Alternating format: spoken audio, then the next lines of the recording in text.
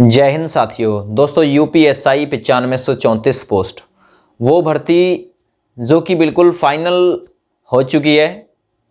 Joining केवल दी जानी है और ट्रेनिंग पर उन्हें भेजा जाना है।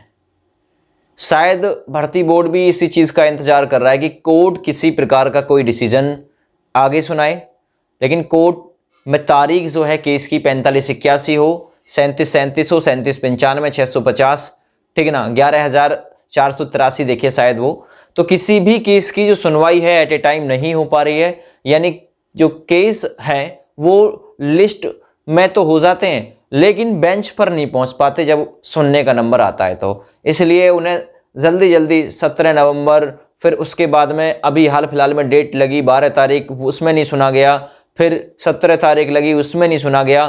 तो कहने का मतलब डेट जो है वो चेंज होती चली जा रही है निरंतर। इसी बीच आप लोगों ने सुना होगा कि 11 के नामजद और रिपोर्ट हुई जिसमें 3 कैंडिडेट को गिरफ्तार किया गया और उनसे कई सारे जो कबूलनामे हैं वो कराए गए हैं। एक कबूलनामा आप लोगों को मेरे स्क्रीन पर बैकग्राउंड में भी दिख रहा होगा। कई ऑनलाइन सेंटर पर गिरोह ने कराई थी सेंध। गिरोह का मतलब समझ लीजिए ग्रुप में नकल हुई है। और ये न्यूज़पेपर अभी भी कबूल रहा है कि कई ऑनलाइन सेंटर पर गिरोह ने लगाई थी सेंध, कई सेंटरों पर लगी थी।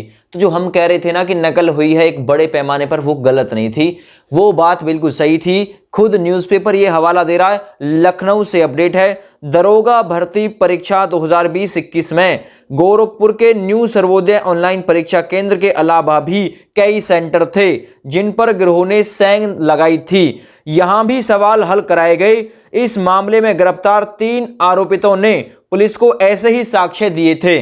जब कोर्ट की अनुमति लेकर पुलिस ने जेल में पूछताछ करनी शुरू की या फिर पूछताछ करने गई तो अभ्यर्थी चुप्पी है वो साधते रहे। उधर पुलिस ने फरार चल रहे 8 आरोपितों को, मतलब आरोपी जो है, उनकी तलाश में बुधवार को कई जगह दबिश भी दी। इस फर्जीवाड़े में भर्ती बोर्ड के एसपी हफीजपुर रहमान ने हुसैनगंज कोतवाली में अभ्यर्थी रितेश समेत 11 लोगों के खिलाफ एफआईआर दर्ज की थी।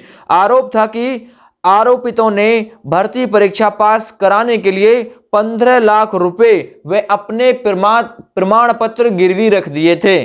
जालसाजों ने केंद्र व्यवस्थापक व अन्य की मदद से 60 गांठ कर परीक्षा केंद्र में रितेश को इलेक्ट्रॉनिक डिवाइस मुहैया कराई थी। तो अब आप लोग इसे पढ़ने के बाद ये नहीं कह सकते कि कई सेंटरों पर नकल नहीं हुई थी। 120 पकड़े गए, वो हवा में नहीं आ गए। 120 ने नकल की, भर्ती बोर्ड ने खुद पकड़ा, सरकार ने खुद पकड़ा। 120 कहां से आ गए? और अभी भी ये खुलासा हो रहा है कि कई सारे सेंटरों पर सेंधमारी की गई थी। तो कहने का मतलब जो अभी भी दरोगा में बने बैठे हैं उनमें कई सारे दरोगा ऐसे हो सकते हैं, एक संभावना है, जो नकल करके दरोगा की फीत धारण किए हुए हैं। तो इन्हीं के लिए चाह रहे थे वे एसआईटी इन्वेस्टिगेशन हो जाती, दूध का दूध पानी का पानी हो जाता। सभी नहीं है भाई, कहने लगे कि सभी नकल से लगे, नहीं, जो नकल से लगा ही नहीं है वे उसके लिए कहेंगे क्या। लेकिन कुछ हद तक इसमें नकल वाले जरूर हो सकते हैं। और मैं एक बार के लिए कहूं कि ना भी हो, कोई परसेंट ना भी हो,